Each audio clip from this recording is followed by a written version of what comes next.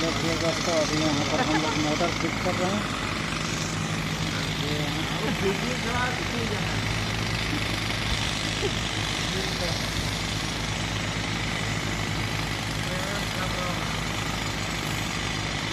बाबूराम साहब, पानी में आगे से क्या करते हैं? देखिए अभी हम बैठे हुए हैं, यहाँ पर पाइप फिटिंग हो रहा है, सॉकेट लगाया जा रहा है। तो देखिए अभी कैसे कैसे फिटिंग हो रहा है।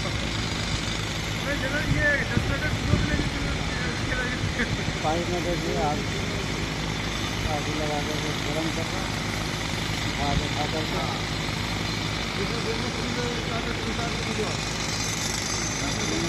मोटर है, डीजल भी है।